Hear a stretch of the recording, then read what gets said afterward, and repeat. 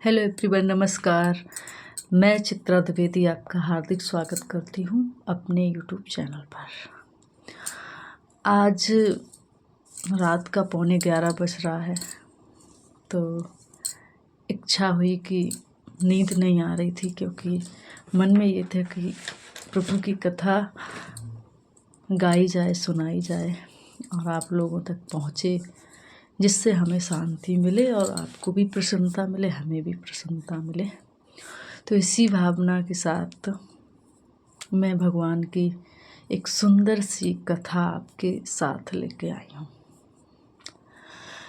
देखिए, लोग संसार में बहुत ज़्यादा अपेक्षा करते हैं, खुशियाँ ढूंढते हैं, प्रसन्नता ढूंढते हैं, लेकिन वो खुशियाँ, वो प्रसन्नता बहुत क्षणिक होती है और कभी कभी बहुत बड़ा उन खुशियों का मूल्य भी चुकाना पड़ता है इंसान को। तो इस समाज से, इस दुनिया से ज़्यादा अपेक्षाएं नहीं रखनी चाहिए, है ना। तो प्रसन्नता अगर कहीं मिलेगी, शांति अगर कहीं मिलेगी, तो वो हमारे रघुनाथ जी के चरणों में मिलेगी। जय सिया राम, राम राम। तो एक स्मॉल सी कथा शुरू करते हैं भगवान राम की। कथा का नाम है गिलहरी पर हुई राम की कृपा। गिलहरी पर हुई राम की कृपा। ये बात उस समय की है जब लंका विजय के लिए सेतु का निर्माण नल और नील के द्वारा किया जा रहा था। विशाल वानर समुदाय, भालू, रीछ, ये सब भगवान के सेतु में सहायता कर रहे थे।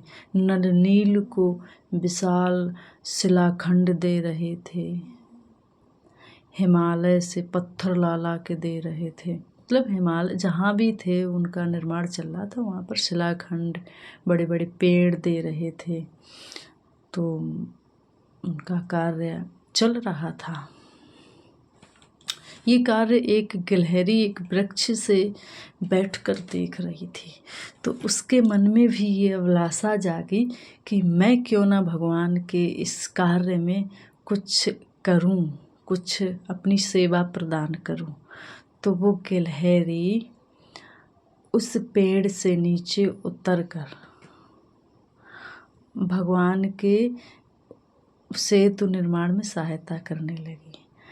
वो सबसे पहले समुद्र में जाती, नहाती, जब वो गीली हो जाती तो रेत में लोट पोट होके पुनः जाती सेतु पर। जहाँ सेतु बनना था वहाँ वो जो बालू लग जाती थी उसको छोड़ आती। और अनवरत ये काम किए जा रहे थे। तो देखिए, भगवान महापुरुष कहते हैं कि भगवान साधन साध्य नहीं है, साधन साध्य। आप कितने बड़े साधन साध्य हैं, आप कितने बड़े आदमी हैं, आप कितना महान जप तप करते हैं, कितना समय देते हैं, ये सब चीज़ें भगवान को लेस मात्र भी विवश नहीं कर सकती हैं। यदि भगवान को कोई चीज़ विवश करती है तो वो आपका निर्मल मन और आपका प्रेम, निश्चल प्रेम, वो भगवान को आपकी तरफ आकर्षित करता है, वही भगवान को पसंद भी है। तो वो भगवान उस गिलहरी के उस छोटे से कार्य को बहुत ही कौतूहल से निरंतर देख रहे थे और बहुत प्रसन्न हो रहे थे। कहते हैं ना, कबीरदास ने कहा है कि चींटी के पग घुंघरू बाजें, चींटी के पग घुंघरू बांधे वो भी साहब सुनता है। मतलब इतनी स्मॉल सी चींटी होती है, अगर उसके पैर में कोई घुंघरू छोटा सा बाजे वो भी मेरे राम को सुनाई देता है। तो भला गिलहरी के इस कार्य को क्यों नहीं देख पाएंगे भगवान? भगवान ने हनुमान जी को आदेश दिया कि हनुमान जी इस गिलहरी को मेरे पास लाइए। हनुमान जी गए, गिलहरी को अपने हाथों में उठाया, बोले तुमको राम जी बुला रहे हैं, चलिए प्रभु श्री राम बुला रहे हैं। तो गिलहरी को भगवान ने अपने बाएं हाथ की हथेली पर रखा, आसन दिया और बड़े प्यार से उस गिलहरी को निहार रहे हैं। भगवान ने पूछा, क्यों रे गिलहरी, मतलब प्रेम की भाषा में तू करके बोला। जब अत्यधिक कहीं प्रेम होता है तो तू तड़ाक सब चलता है, और भगवान राम जहाँ तू करके बोले तो वो तो संसार के पिता है, कितना प्रेम झलकता है। बोले क्यों रे तू गिलहरी, तुझे ये नहीं पता है कि सेत बन रहा है, वहाँ इतने इतने बड़े बानर हैं, भालू हैं, वृक्ष रखे जा रहे, शिलाखंड रखे जा रहे। किसी शिलाखंड के नीचे आ गई तो तुम दब जाओगी, तुम्हारा क्या हाल होता। तुम इस सब की परवाह किए बिना बार बार अपने काम को निरंतरता से किए जा रही हो। तो गिलहरी ने कहा, प्रभु श्री राम, कौन व्यक्ति को जीवन में 2 बार मरना होता है? सभी प्राणी एक बार ही मरता है, और अगर मैं आपके कार्य के लिए अपने प्राण की आहुति दे दूं या मैं मर जाऊं तो ये तो मेरा परम सौभाग्य होगा। तो भगवान राम उसकी इस मतलब कार्य प्रणाली को देखकर बड़े खुश हुए, प्रसन्न हुए।